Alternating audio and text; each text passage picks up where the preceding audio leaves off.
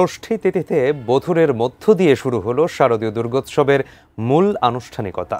মহালয়ার মাধ্যমে দুর্গোৎসবের যে ক্ষণ গণনা হয়েছিল শুরু, অপেক্ষার পালা শেষে বোধনের মধ্য দিয়ে বর্ণিল সাজের রূপ পেল বাঙালি হিন্দু সম্প্রদায়ের প্রাণের উৎসব।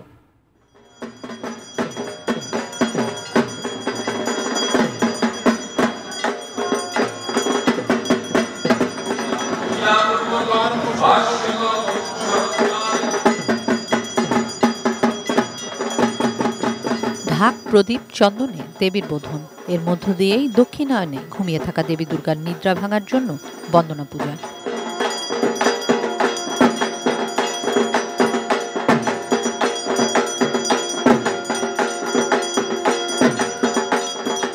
মহাষষ্ঠীতে ষষ্ঠীবিহিত পূজা, আমন্ত্রণ ও অধিবাসের মধ্য দিয়ে যাত্রা 5 দিনের শারদীয় দুর্গোৎসবে।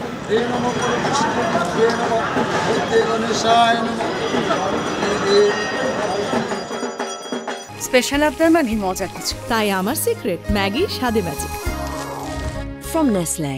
দীর্ঘ প্রতীক্ষার অবসান ঘটিয়ে আবারও ধরায় ফেরা দেবীর আশীর্বাদ কামনায় মন্দিরে মন্দিরে প্রার্থনা, শঙ্খ, ঘণ্টা আর কাঁসার ধ্বনির সঙ্গে উলধ্বনিতে মুখরিত চারপাশ।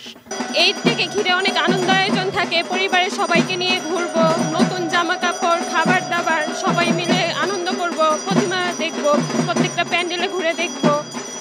তারপর তো মায়ের বিদায় বেলা আসে, আবার 1 বছরের অপেক্ষা।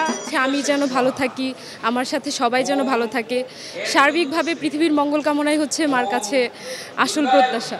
মায়ের কাছে চাওয়া যেন সবাই খুব ভালো থাকতে পারি, মতবিরোধ যেন না থাকে, সবাই একসাথে এগিয়ে যেতে পারি, দেশের যেন সুশৃঙ্খলা বজায় থাকে, এটাই।